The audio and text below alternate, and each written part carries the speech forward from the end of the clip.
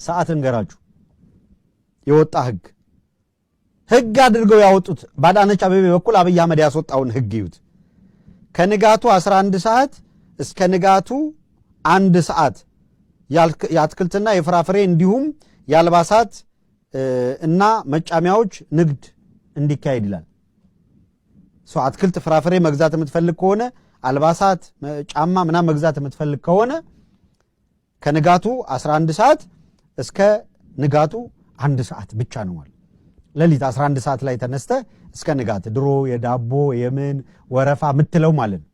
አትክልት ጫማ ልብስ ስትገዛ በዛ ሰዓት ነው የምትገዛው።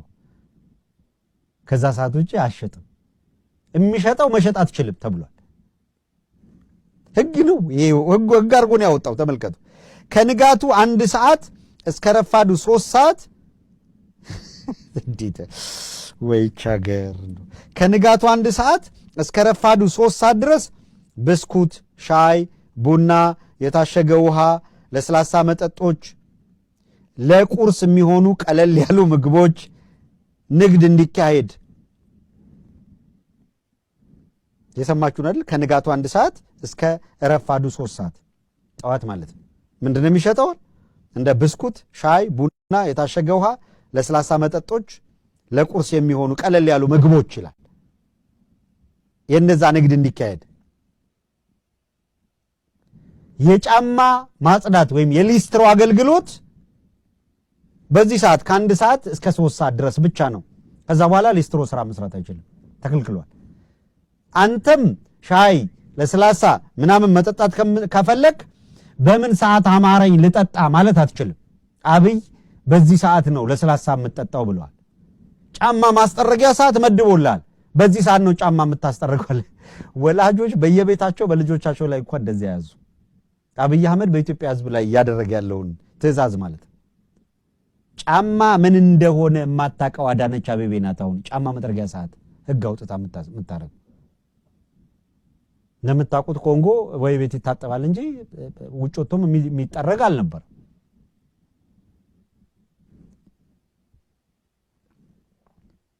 ሌላ ልጨምርላችሁ። ከረፋዱ 3 ሰዓት እስከ ቀኑ 6 ሰዓት የመጽሐፍ መጽሔትና ጋዜጣ ንግድ ይካሄዳል ይላል።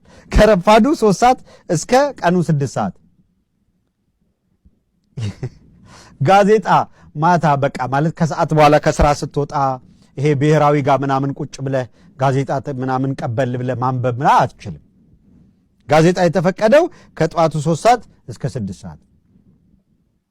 አሁን ከ3 ሰዓት እስከ 6 ሰዓት ስራ ትሰራለህ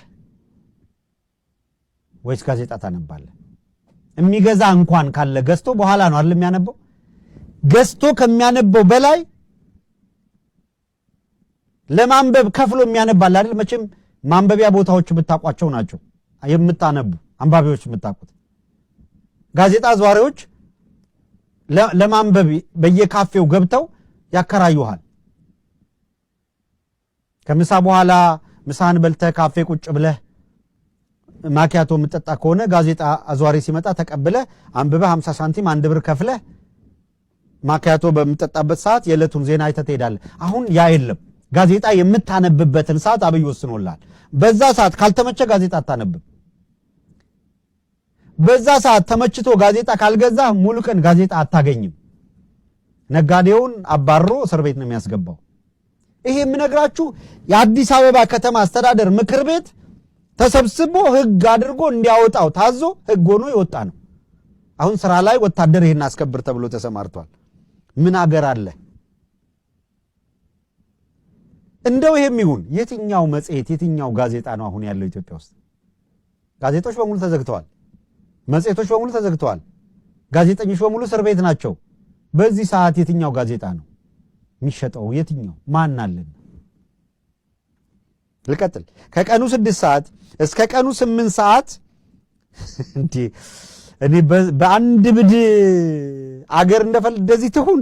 ከቀኑ 6 ሰዓት እስከ ቀኑ 8 ሰዓት ቀላል ምግቦች በመባል የሚታወቁት እንደ ኬክ፣ ብስኩት፣ ሻይ፣ ቡና፣ የታሸገ ውሃና ለስላሳ መጠጦች ይሸጣሉ ይላል። ከጠዋት በኋላ የታሸገ ውሃና ምንድነው የኬክ ተመልሶ ስንት ሰዓት መጣ? ከ6 ሰዓት እስከ 8 ሰዓት። ከዛ አመሻሽ ላይ ይመጣል። አመሻሽ 11 ሰዓት እስከ ምሽቱ 3 ሰዓት ተኩል የተጠበሱ ምግቦች። ወይ ጆርዳና ኩሽና፣ 4 ኪሎ ኩሽና የሚገርም ነው። አመሻሽ ላይ 11 ሰዓት ከምሽቱ 3 ሰዓት እስከ ከምሽቱ 11 ሰዓት እስከ 3 ሰዓት ድረስ የተጠበሱ ምግቦች ይላል። ጁስ ያው 160 የምታወጣበት ማለት ነው። ጁስ፣ ብስኩት፣ ኬክ፣ ሻይ ቡና፣ የታሸገው ለስላሳ መጠጦች እንዲሁም አልባሳትና መጫሚያዎች፣ ቀላል የኤሌክትሮኒክስ መገልገያዎች፣ የውበት መጠበቂያ ኮስሞቲክሶች ንግድ እንዲካሄድ የከተማ አስተዳደሩ መርሃ ግብር አውጥቷል። ከዚህ ውጪ መሸጥ አትችልም ይልሃል ማለት ነው። አሁን እንደዚህ ያለ በዓለም ላይ አይታችኋል። በዓለም ላይ ፍሪ ማርኬት የሚባሉት ሰዓት ይወሰንላቸዋል። እዚህ ቦታ ላይ ፍሪ ማርኬት አለ፣ ከዚህ ሰዓት እስከዚህ ሰዓት። በፍሪ ማርኬቱ ላይ ሰው የፈለገውን ነገር ይዞ ይቀርባል፣ ይሸጣል። ኤክስፖ ከሆነ ለስፔሲፊክ ኤክስፖ የሚፈልገውን ነገር ይዘህ ትቀርባለህ።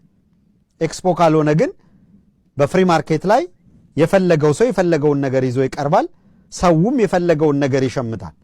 ይሄ ነው አሁን እየሆነ ያለው። ይሄ ነው አሁን እየተደረገ ያለው በአገሪቷ ውስጥ። ይሄ ተሸክሞ የምቾት ዞኑ አድርጎ ቁጭ ብሏል ህዝባችን።